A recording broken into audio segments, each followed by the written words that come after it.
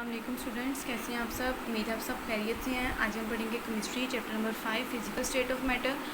Topic आज का हमारा लिक्विड स्टेट। लिक्विड के बारे में मैंने आपको पहले भी बताया था कि डेफिनेट वॉल्यूम तो होता है बट शेपलेस होते हैं। जिस भी कंटेनर में उसको डालते हैं वो उसी की शेप अटेन कर लेते हैं। इसके अलावा as compare to gas molecules, liquid के जो पार्टिकल्स होते हैं, मॉलिक्यूल्स होते हैं, वो एक दूसरे से बहुत ज़्यादा करीब होते हैं as compare to gas.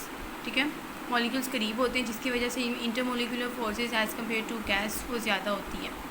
Liquid देखिए यहाँ से, liquid have definite volume but their shape is not definite. A liquid attain shape of container in which it is put. A few typical properties of liquid discussed here. इसकी few typical आपके पास properties आती हैं। पहली property हम देखते हैं evaporation. Evaporation का हम लोग प्रोसेस देखते हैं। सिंपल उन्होंने बताया है the process of changing a liquid into gas face. Evaporation क्या होता है? लिक्विड का गैस में चेंज हो जाना, इसे हम कहते हैं evaporation. The process of changing liquid into gas phase is called evaporation. Evaporation का जो प्रोसेस होता है वो कंडेंसेशन का रिवर्स होता है। कंडेंसेशन का प्रोसेस क्या होता है कि गैस मॉलिक्यूल्स का लिक्विड में चेंज हो जाना। आप लोगों में यहाँ पे थोड़ा एक्सप्लेन नहीं किया हुआ। कंडेंसेशन सिर्फ इतना बताया हुआ है कि ये रिवर्स है। जो एवेपोरेशन का प्रोसेस है वो कंडेंसेशन के प्रोसेस के रिवर्स है। और उसमें क्या होता है, गैस मॉलिक्यूल्स लिक्विड में चेंज हो जाते हैं। जबकि एवेपोरेशन की हम बात करते हैं तो लिक्विड जो होता है वो गैस फेज में कन्वर्ट हो जाता है। एवेपोरेशन का जो प्रोसेस है वो एंडोथर्मिक है। आप लोगों ने 8th क्लास में बड़े डिटेल में पढ़ा हुआ है एक्सोथर्मिक एंड एंडोथर्मिक। एंडोथर्मिक का जो है, endo mean inside and thermic mean heat या टेम्परेचर। ठीक है, ये इसमें हीट रिक्वायर होती है, अब्जॉर्ब होती है। अगर हम कहते हैं हमारे पास 1 मोल ऑफ वाटर है तो इसको एवेपोरेट करवाने के लिए हमें 40.7 किलो जूल एनर्जी रिक्वायर होगी। अगर हम कहते हैं हमारे पास ये लिक्विड है, लिक्विड से हमने गैस, ये हम देखो सेम है वाटर, लेकिन ये हमारे पास स्टेट का फ़र्क है। ये लिक्विड और ये गैस फेज में चेंज हो गया। 1 मोल ऑफ वाटर को हम लोग गैस फेज में कन्वर्ट करने के लिए, एवेपोरेट करवाने के लिए हमें कितनी एनर्जी की रिक्वायर है? 40.7 किलो जूल एनर्जी रिक्वायर है। अब हम देखते हैं कि जो लिक्विड से हम देखते हैं कि हम फ़र्ज़ करते हैं हमारे पास ये बीकर है, इसमें लिक्विड मॉलिक्यूल्स हैं। लिक्विड मॉलिक्यूल्स हमने पढ़ा था कि आपस में कोलाजन करते हैं, collagen with the walls of the container. क्यों कोलाजन करते हैं, किस वजह से करते हैं? क्योंकि इनमें एक एनर्जी होती है जिसे हम काइनेटिक एनर्जी कहते हैं। Liquid molecules as compare to gas molecules ये तरफ थोड़े करीब करीब होते हैं एक दूसरे से, और मूवमेंट इनकी मॉलिक्यूल्स की ज़्यादा नहीं होती। ठीक है, इससे ज़्यादा मूवमेंट इनकी मूवमेंट नहीं होती, जिसकी वजह से हम कहते हैं कि इनमें काइनेटिक एनर्जी भी यकसा नहीं होती, एक जैसी काइनेटिक एनर्जी नहीं होती। इसमें जो मॉलिक्यूल्स बीकर के बॉटम पे होते हैं उनमें काइनेटिक एनर्जी लो होती है, जो मिड में होते हैं उनमें काइनेटिक एनर्जी एवरेज होती है, और जो सरफेस पे होती हैं उनमें काइनेटिक एनर्जी हाई होती है। जैसे हम लोग इसको टेम्परेचर प्रोवाइड करते हैं, अगर हम पानी को देखते हैं, हम सिंपल पानी में वो बॉयल करते हैं हम लोग, तो क्या करते हैं वो बॉयल्स में आना शुरू हो जाते हैं, उबाल आ जाते हैं। ठीक है, अगर हम देखते हैं हम बंसन बर्नर के ज़रिए हम जो टेम्परेचर इसको देते हैं, हम इसको हीट देते हैं, तो क्या करते हैं जो बॉटम पे जो मॉलिक्यूल्स होते हैं इनमें काइनेटिक एनर्जी लो थी, इनकी काइनेटिक एनर्जी ज़्यादा हो जाती है। हम हीट प्रोवाइड करेंगे, इनके मॉलिक्यूल्स की जो मोशन है वो बढ़ती जाएगी, इनमें टेम्परेचर बढ़ जाएगा, इनके मॉलिक्यूल्स आपस में कोलाजन करेंगे। ठीक है, टेम्परेचर बढ़ाने से मॉलिक्यूल्स की जो मूवमेंट है वो ज़्यादा हो गई है, और ये किसके साथ मूवमेंट करेंगे? जो मिड में है, जिनकी काइनेटिक एनर्जी एवरेज होती है, ये उनके साथ जाके कोलाजन करेंगे। नतीजे में क्या होगा, जो एवरेज काइनेटिक एनर्जी के मॉलिक्यूल्स हैं उनकी भी काइनेटिक एनर्जी इंक्रीज़ हो जाएगी, और वो किसके साथ कोलाजन करेंगे? जो सरफेस पे मॉलिक्यूल्स थे वो इनके साथ जाके कोलाजन करेंगे। ठीक है, पहली चीज़ हमने पढ़ी थी बीकर है। बीकर में हमारे पास हमने कहा कि लिक्विड मॉलिक्यूल्स की काइनेटिक एनर्जी एक जैसी नहीं होती। जो मॉलिक्यूल्स बॉटम पे होते हैं उनकी काइनेटिक एनर्जी लो होती है, मिड में जो होते हैं उनकी एवरेज होती है काइनेटिक एनर्जी, और जो सरफेस पे होते हैं उनकी काइनेटिक एनर्जी ज़्यादा होती है। जैसे हम इसको टेम्परेचर प्रोवाइड करते हैं तो जो मिड पे हैं, ये जो बॉटम पे हैं इसके मॉलिक्यूल्स, इनकी काइनेटिक एनर्जी ज़्यादा हो जाएगी। जैसे हम हीट प्रोवाइड करते हैं, काइनेटिक एनर्जी ज़्यादा हो जाएगी। काइनेटिक एनर्जी ज़्यादा होने की वजह से क्या होगा, इनके मॉलिक्यूल्स के दरमियान कोलाजन ज़्यादा बढ़ जाएगी। ठीक है, और ये कोलाजन किसके साथ करेंगे? ऊपर वाले मॉलिक्यूल्स के साथ। एवरेज, जिनकी एवरेज सी काइनेटिक एनर्जी उनके साथ ये मॉलिक्यूल्स करेंगे, इस तरह मिक्स होते जाएंगे, कोलाजन करेंगे आपस में। एवरेज जो है काइनेटिक एनर्जी के मॉलिक्यूल्स हैं उनकी जो एनर्जी है वो भी बढ़ जाएगी, इंक्रीज़ कर जाएगी।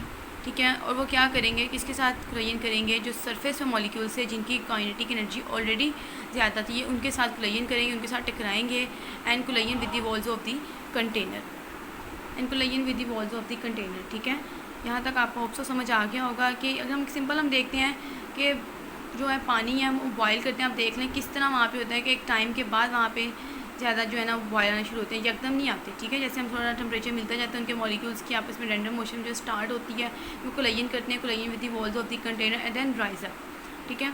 यहाँ पे देखिए, अब हमने पढ़ा है कि हीट हमने दी है, हमने हीट देने के बाद क्या हुआ है, मॉलिक्यूल्स की कोलाइन ज़्यादा हो गई है। इन्होंने कोलाइन किसके साथ की है, दरमियान वाले मॉलिक्यूल्स के साथ। इस तरह ऊपर मॉलिक्यूल्स जाते गए हैं, कोलाइन की है जिनकी काइनेटिक एनर्जी एवरेज थी। जब इनके साथ कोलाइन किया है तो एवरेज काइनेटिक एनर्जी के जो मॉलिक्यूल्स थे उनकी भी काइनेटिक एनर्जी ज़्यादा हो गई है। उन्होंने कोलाइन किसके साथ की है, ऊपर वाले मॉलिक्यूल्स के साथ जिनकी काइनेटिक एनर्जी ऑलरेडी हाई थी। ऊपर वाले मॉलिक्यूल्स की जो काइनेटिक एनर्जी थी वो और ज़्यादा, उनकी पहले ही हाई थी, और ज़्यादा हाई हो गई, तो वो क्या करेंगे, गैस फेज में कन्वर्ट हो जाएंगे। अगर आप सिंपल देखते हैं, अगर आप घरों में एक एक्सपेरिमेंट भी कर सकते हैं, अगर आप पानी देखते हैं, देशकी में हम पानी बॉईल करते हैं तो आप एक टाइम उसको अगर आप ज़्यादा देते हैं तो पानी थोड़ा रह जाता है, कम हो जाता है, पानी पहले गिरता है, उसके बाद पानी कम हो जाता है, वो क्योंकि वो गैस फेज में कन्वर्ट होना शुरू हो जाता है, ठीक है। ये आप लोगों का देखें, काइनेटिक एनर्जी है बॉटम पे लो है, तो इसमें एवरेज है और इसमें सरफेस पे ज़्यादा है। जैसे ही हमने टेम्परेचर प्रोवाइड किया है तो क्या हुआ है, मॉलिक्यूल्स यहाँ से इसकी कोलाइन ज़्यादा हुई है, एनर्जी ज़्यादा हुई है, तो एवरेज के साथ इन्होंने कोलाइन किया, उसके साथ जो किया है तो काइनेटिक एनर्जी यहाँ पे भी ज़्यादा हो गई है, फिर सरफेस पे भी काइनेटिक एनर्जी ज़्यादा हो गई। सरफेस पे ऑलरेडी काइनेटिक एनर्जी ज़्यादा थी, वो गैस फेज में जो मॉलिक्यूल्स कन्वर्ट हो गई हैं। होप सो आप लोगों को ये समझ आ गया होगा। ये देखिए यहाँ से ज़रा, in the liquid state molecules are in continuous state of motion है, they possess kinetic energy but all the molecule do not have same kinetic energy. Liquid molecules के जो है ना, ड्यू टू स्लो मूवमेंट, इनकी movements जो होती हैं वो ज़्यादा नहीं होती, इस वजह से इनमें काइनेटिक एनर्जी वो ज़्यादा नहीं होती है, एक जैसी नहीं होती। Majority molecules have average kinetic energy and few have more than average energy. More than कौन सी थी एनर्जी, काइनेटिक एनर्जी जो हमारे पास सरफेस पे थी।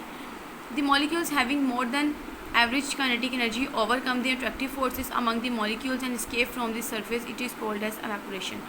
हाँ जी, अगर हम ये बात करते हैं, हमारे पास यहाँ पे हम दोबारा बना लेते हैं एक डायग्राम। हमने पढ़ा था बॉटम पे मॉलिक्यूल्स जो थे उसकी काइनेटिक एनर्जी कम थी, मिड में जो थे उसमें एवरेज थी, और सरफेस पे थी काइनेटिक एनर्जी उसमें ज़्यादा थी। अच्छा, इनमें मॉलिक्यूल्स के दरमियान इंटरमॉलिक्यूलर फोर्सेस होती है, क्योंकि इनके मॉलिक्यूल्स ज़रा करीब होते हैं as compare to gas molecules. जब हमने हीट प्रोवाइड की है, ठीक है, तो इन मॉलिक्यूल्स की एनर्जी बढ़ गई है, कोलाइन ज़्यादा हो गई है, इनके इंटरमॉलिक्यूलर फोर्सेस जो है ना वो भी ज़रा वीक होना शुरू हो जाती हैं।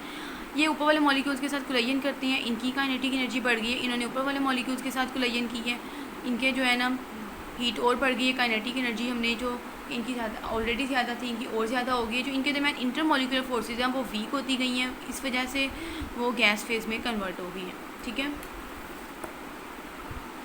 जब हम हीट प्रोवाइड करते जाते हैं तो जो इंटरमॉलिक्यूलर फोर्सेज हैं वो वीक होती जाती हैं, बॉन्डिंग उनकी तो कम हो जाती है, जिसकी वजह से वो गैस फेज में कन्वर्ट हो जाते हैं। Evaporation is a continuous process taking place at all temperatures. The rate of evaporation is directly proportional to temperature. अच्छा, हम लोग कुछ रेट देख लेते हैं evaporation के। हम देखते हैं evaporation और टेम्परेचर का डायरेक्ट जो है ना वो रिलेशनशिप है। किस तरह हम बात करते हैं कि टेम्परेचर ज़्यादा करते हैं, अगर हम कहते हैं हीट हमारे पास ज़्यादा है, हम टेम्परेचर ज़्यादा प्रोवाइड करेंगे तो evaporation का प्रोसेस भी ज़्यादा होगा। हम फ़र्ज़ करते हैं हमारे पास बंसर बर्नर है, अगर हम इसके नीचे 2 बंसर बर्नर लगा देते हैं तो जाहिर सी बात है टेम्परेचर हमने बढ़ा दी है, और evaporation का जो प्रोसेस है वो भी बढ़ जाएगा। किस तरह बढ़ेगा, क्योंकि हमने टेम्परेचर बढ़ाया है, मॉलिक्यूल्स की कोलाइन जो है वो बहुत ज़्यादा हो गई है, क्योंकि काइनेटिक एनर्जी में बहुत ज़्यादा हो गई है, वो बहुत ज़्यादा तेज़ी से कोलाइन करेंगे आपस में, और ज़्यादा से ज़्यादा वो गैस फेज में कन्वर्ट होना शुरू हो जाएंगे।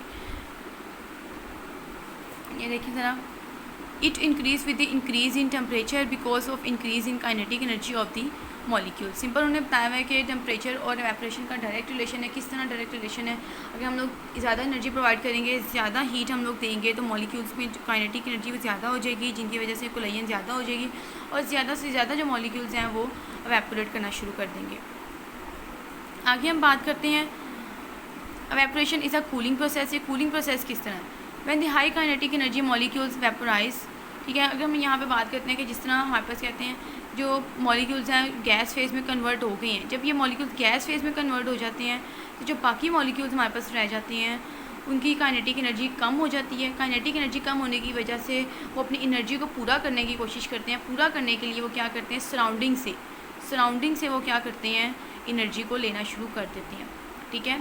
जो गैस फेज़ में मॉलिक्यूल्स से वो कन्वर्ट हो गए हैं गैस फेज़ में, ठीक है। वो जब कन्वर्ट हो गए हैं तो बाकी जो रिमेनिंग मॉलिक्यूल्स रह गए इन दी बीकर, उनकी काइनेटिक एनर्जी कम हो गई है। वो अपनी एनर्जी की ज़रूरत को पूरा करने के लिए क्या करते हैं, सराउंडिंग से एनर्जी को लेते हैं। जिससे हम फ़र्ज़ करते हैं हम जैसे नेल रिमूवर की आप बात कर लेती हैं, अगर हम हाथ पे डालते हैं, स्पिरिट की बात करते हैं, स्पिरिट होता है, हम हाथ पे डालते हैं, कुछ सेकंड्स के बाद वो गायब हो जाता है, ठीक है, एवेपोरेट हो जाता है, और हमारे जो सेंसेशन हमें होती है वो कूलिंग की होती है, हमें थोड़ी ठंडक फील हो रही होती है अपने हाथ पे, ठीक है। वो क्यों होती है ठंडक फील? क्योंकि जो मॉलिक्यूल जिन्होंने एवेपोरेट होना था वो एवेपोरेट हो चुके होते हैं, बाकियों के मॉलिक्यूल्स की जो है वो काइनेटिक एनर्जी कम हो जाती है, वो अपनी एनर्जी की ज़रूरत को पूरा करने के लिए इर्द गिर्द से जो है एनर्जी ले लेते हैं। हमारे जितनी भी हाथ में एनर्जी होती है, बाकी मॉलिक्यूल्स होते हैं, वो वहाँ से अपनी एनर्जी को पूरा करते हैं, जिसकी वजह से हमें कूलिंग की सेंसेशन फील होती है।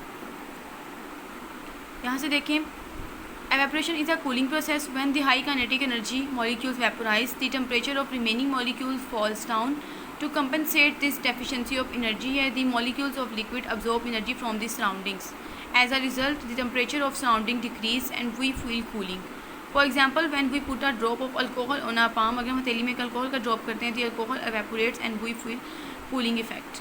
सिंपल उन्होंने बताया हुआ है, यहाँ पे देख लेते हैं हम लोग, ठीक है। सिंपल हमारे पास जो मॉलिक्यूल्स हैं, हमने हीट दी है, हीट देने के बाद मॉलिक्यूल्स की कोलिजन ज़्यादा हुई है, काइनेटिक एनर्जी ज़्यादा हुई है, जिसकी वजह से इनकी मॉलिक्यूल्स की कोलिजन ज़्यादा हो गई है। इन्होंने ऊपर वाले मॉलिक्यूल्स के साथ कोलिजन किया जिनकी एवरेज काइनेटिक एनर्जी थी, फिर इन मॉलिक्यूल्स ने ऊपर वाले मॉलिक्यूल्स के साथ कोलिजन किया है जिनके ऑलरेडी काइनेटिक एनर्जी ज़्यादा थी, और जिनकी काइनेटिक एनर्जी ऑलरेडी ज़्यादा थी वो गैस फेज में कन्वर्ट हो गई, ठीक है।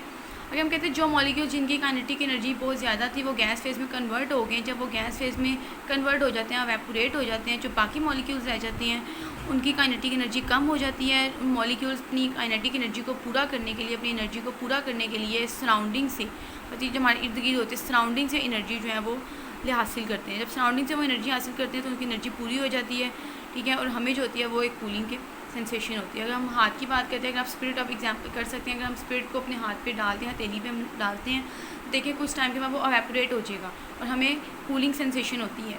क्यों होती है ठंडक? क्योंकि जिन्होंने एवेपोरेट होना था वो एवेपोरेट हो चुके हैं और बाकी मॉलिक्यूल्स की काइनेटिक एनर्जी कम हो गई है। वो अपनी एनर्जी को पूरा करने के लिए हमारे जो हथेली के मॉलिक्यूल्स होते हैं साइड पे जो रह गए होते हैं वो वहीं से एनर्जी अपनी पूरी कर लेते हैं और हमें कूलिंग इफेक्ट फील होना शुरू हो जाता है। होप सो आप लोगों को ये टॉपिक समझ आ गया होगा। अच्छे तरीके से आप लोगों ने इसको याद करना है। कोई भी अगर आपको इसमें चीज़ मुश्किल लगी है, कोई कंसेप्ट आपको क्लियर नहीं है तो लाजमी मेरे से पूछिएगा। मैं बार बार एक ही चीज़ कहती हूँ कि आप लोगों को रट्टा लगाने से बेहतर है कि आप लोगों के कॉन्सेप्ट क्लियर होने चाहिए, ठीक है। ये आप लोगों का टॉपिक है, आप लोगों ने यहाँ तक याद करने हैं। फैक्टर्स हम लोग इंशाल्लाह नेक्स्ट लेक्चर में अपना पढ़ेंगे। कोई भी पॉइंट अगर आपको नहीं क्लियर तो आप मुझसे लाजमी पूछिएगा, ठीक है। कोई भी इसमें नहीं है कि आप लोग रट्टा लगा लो, कोई पॉइंट समझ नहीं आई तो आप ये कह दो कि अच्छा हम स्किप कर देंगे, ये चीज़ नहीं होगी, ठीक है। इसको कोशिश करें, आप समझ के याद करें। कोई भी अगर आपको कंसेप्ट नहीं क्लियर तो आप लाजमी पूछिएगा। अपना और अपनी फैमिली का बहुत ख्याल रखिएगा। अल्लाह हाफ़िज़।